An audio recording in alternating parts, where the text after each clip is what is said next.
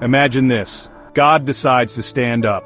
He rises, and just like that, things change. His enemies, they scatter. They run in every direction trying to get away. Think of a big gust of wind. It comes suddenly. It blows away everything light and loose. That's what happens to those who stand against him.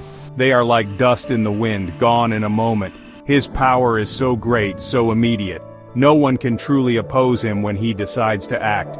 This is a comfort for us, his children. Consider smoke. You see it rising from a fire. It seems to have form for a moment. But then, a little breeze comes. The smoke twists and turns, it thins out, and then it's gone. Vanished. That's how God's enemies are before him. They are like smoke. They have no real substance against his might. Or think of wax near a flame. The heat touches it. The wax softens. It melts. It loses its shape completely. Those who set themselves against God simply melt away in his presence. His holiness is a consuming fire to evil.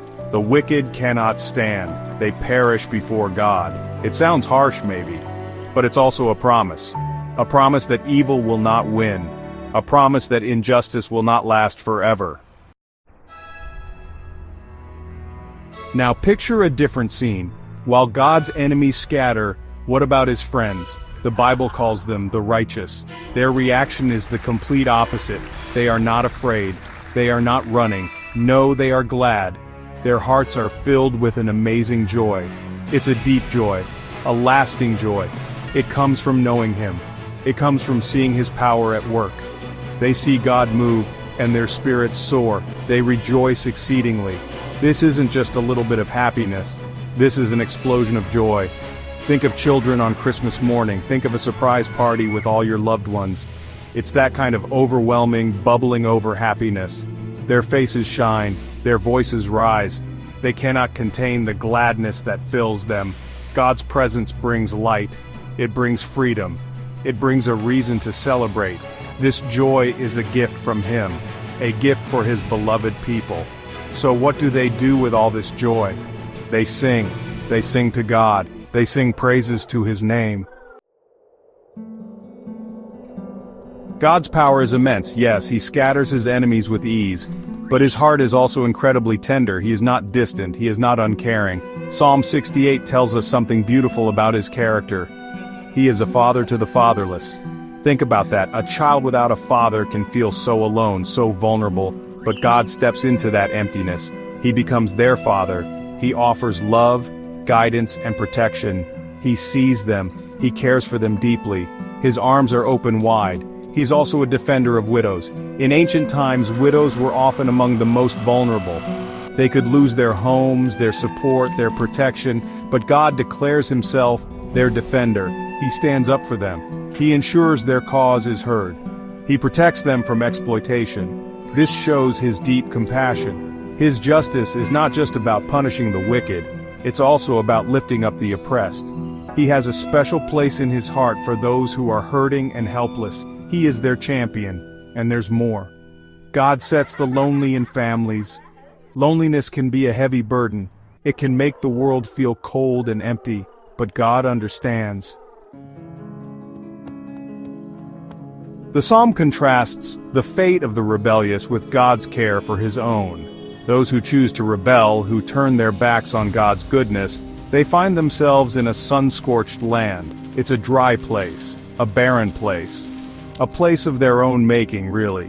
Their choices lead them away from the source of life and blessing. This is a sad reality, but it highlights the importance of staying close to God.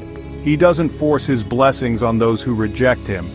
He respects their choices even when they lead to hardship. But for his own people, his beloved inheritance, it's a different story. God sends abundant rain. He doesn't let them wither in a dry land. When they are weary, when they are struggling, he steps in. He refreshes them. Think of a wilting plant. It's drooping. It's losing its color. Then comes a gentle, soaking rain. The plant perks up. Its leaves turn green again. It stands tall. That's what God's provision does for his people. He restores their strength. He renews their hope. He brings life. He refreshed his weary inheritance. His people are precious to him. He calls them his inheritance. Section 5, Echoes of Exodus, God's historic march. The psalmist then takes us back in time. He reminds the people of God's mighty acts in the past. "O God, when you went out before your people," he begins. This immediately brings to mind the great Exodus. When God led the Israelites out of slavery in Egypt, he didn't send them out alone. He went before them. He was their leader, their guide, their protector. Imagine that. The God of the universe, personally leading his people through the wilderness. What a comforting thought. He marched through the wilderness. The wilderness was a tough place, hot, barren, dangerous. It was a place of testing, a place of learning to depend on God, but they were not abandoned. God was with them every step of the way. He guided them by a pillar of cloud by day. He guided them by a pillar of fire by night. He was a constant visible presence. This journey through the wilderness was a defining moment for Israel. It shaped their identity. It taught them about God's faithfulness. When God moved, the earth itself responded. Section 6. Majesty and might, God's triumphant reign. The Lord announces the word, and what happens? Good news spreads like wildfire. The message of his victory goes out. It's a message of hope, a message of deliverance. Kings and their armies who thought they were so powerful, they flee, they run in panic. They cannot stand against the Lord's anointed. Their plans are shattered, their strength fails them. God's triumph is complete. He is the ultimate conqueror. No human power can match his divine might. He speaks, and victory is assured. And who shares in this victory? Even the women at home divide the spoil. This is a picture of shared blessing. The victory isn't just for the warriors on the front lines, it's for the whole community. Everyone benefits from God's mighty acts. The spoils of war, the treasures taken from the enemy are distributed. This shows God's generosity. It shows that his victories bring abundance and provision for his people. He doesn't hoard his blessings, he shares them freely. The psalm speaks of God's chariots, not just a few.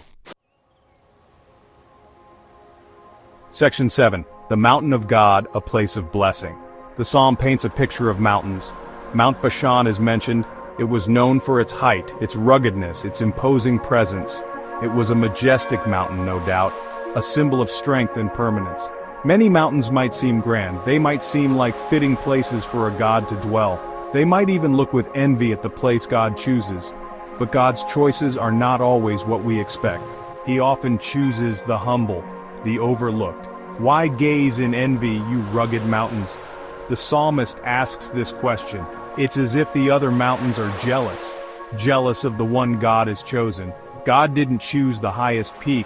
He didn't choose the most imposing range. He chose Mount Zion, a smaller hill in Jerusalem.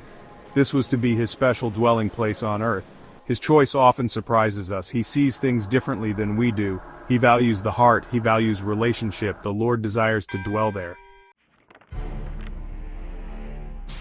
Section 8. Strength for today, hope from his past deeds. Praise be to the Lord, the psalmist exclaims. Why? Because he daily bears our burdens. Think about that. Not just sometimes, not just when we're really struggling, but daily. Every single day. He is there to help us carry what feels too heavy, our worries, our fears, our anxieties, our sorrows. He doesn't expect us to manage it all on our own. He invites us to cast our cares on him, because he cares for us. What a loving God we serve. He is our constant support. Our God is a God who saves. He is the God of salvation. This is his very nature. He rescues, he delivers, he protects. From what? From anything that threatens to overwhelm us. From sin, from despair, from our enemies. He even delivers us from death. This points to the ultimate victory over death through Jesus Christ. He offers not just help in this life, but hope for eternity. He is our rescuer, our strong tower. Section 9. A kingdom of power nations bow before him. The vision of Psalm 68 expands. It's not just about Israel, it's about the whole world. Because of your temple at Jerusalem, the psalmist declares, kings will bring you gifts. God's presence in Jerusalem, his chosen city, will draw the nations. World leaders, powerful rulers will come, not to conquer, but to honor him, to acknowledge his sovereignty. They will bring their treasures as tribute. This is a picture of God's ultimate reign. His glory will be recognized by all. God rebukes the wild beasts. He scatters those who delight in war. This refers to hostile nations, aggressive powers that thrive on conflict and oppression. God will deal with them. He will silence their roar. He will dismantle their war machines. His kingdom is one of peace. He desires shalom, not strife.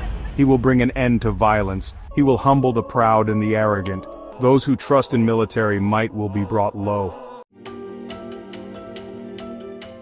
Section 10. Sing to God, a call to everlasting praise.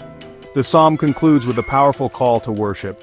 Sing to God, you kingdoms of the earth. It's an invitation to everyone, every nation, every person. Sing praise to the Lord. Let your voices rise in adoration. Why? Because He is worthy. Because of who He is. Because of what He has done. This isn't a suggestion, it's a joyful command.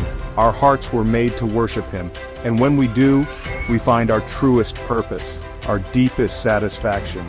Sing praises to Him who rides the ancient skies above. He is eternal, He is sovereign, He existed before time began. He rides the heavens in majesty. His voice thunders with power. Listen, He thunders with mighty voice. His word created the universe. His word sustains it. His word brings salvation. When He speaks, things happen.